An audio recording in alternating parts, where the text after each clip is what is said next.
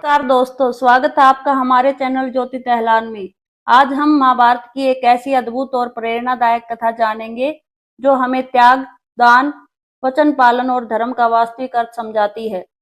महाभारत काल की बात है। महाराज कुंती भोज की पुत्री कुंती अत्यंत धार्मिक, विनम्र और सेवा भाव से परिपूर्ण थी।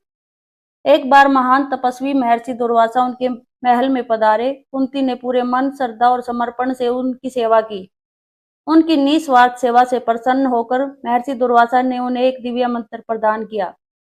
महर्षि ने कहा, हे पुत्री, इस मंत्र के द्वारा तुम जिस भी देवता का स्मरण करोगी, वह स्वयं तुम्हारे सामने प्रकट होकर तुम्हें अपना दिव्य आशीर्वाद देंगे।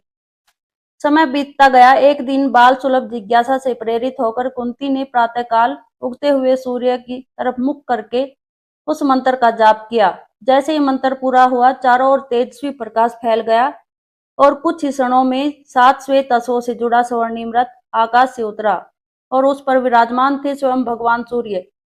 सूर्य देव ने कहा, हे कुंती, तुम्हारे आह्वान से मैं प्रसन्न हूँ। तुम्हें मेरे समान तेजस्वी, पराक्रमी और महान पुत्र की प्राप्ति होगी। कुछ समय बाद कुंती ने एक दिव्य बालक को जन्म दिया। उसके शरीर पर जन्म से ही स्वर्णिम दिव्य कवच था और कानों में दिव्य कुंडल सुशोभित थे। यह सूर्य देव का वरदान था, जिसे कोई भी अस्त्र शस्त्र भेद नहीं सकता था।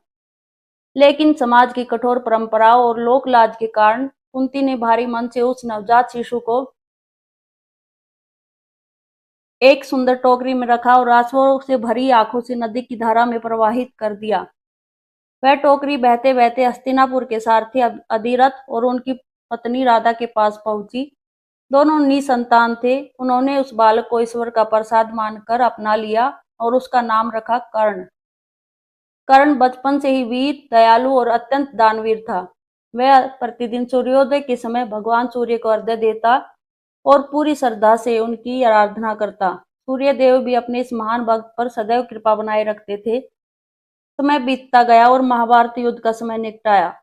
देवराज इंद्र जानते थे कि जब तक कर्ण के पास उसका दिव्य कवच और कुंडल रहेगा, उसे युद्ध में हराना लगभग असंभव होगा। एक रात सूर्यदेव कर्ण के स्वप्न में प्रकट हुए और बोले, पुत्र, कल एक ब्राह्मण तुमसे तुम्हारा कवच और कुंडल मांगेंगे।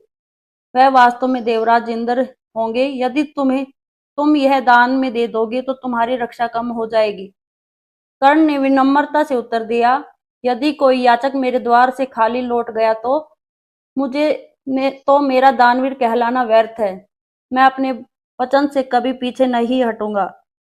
अगले दिन देवराज इंद्र ब्राह्मण का वेश धारण करके कर्ण के पास पहुंचे और उन्होंने दान में उसका दिव्य कवच और कुंडल मांग लिया।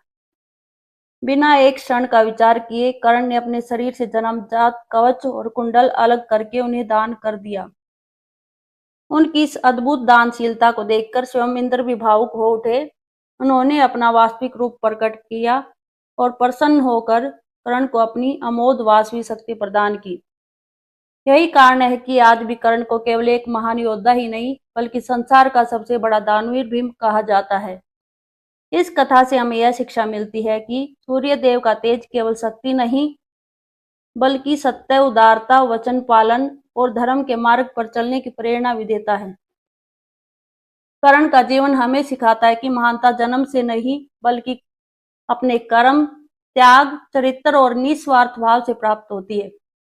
अगर आपको यह प्रेरणादायक कथा पसंद आई हो तो वीडियो को लाइक करें, अपने दोस्तों और परिवार के साथ शेयर करें और हमारे चैनल ज्योति टहलान को सब्सक्राइब करना बिल्कुल न भूलें। ऐसे ही पौराणिक रहस्यों, धार्मिक कथाओं और ज्ञानवर्धक वीडियो के लिए हमारे साथ जुड़े रहें। कमेंट में अवश्य लिखें, जय सूर्य नारायण और दानवीर कर्ण की जय। धन्यवाद। मिलते हैं अपनी अगली रोचक और प्रेरणादायक कथा में। जय सूर्यदेव।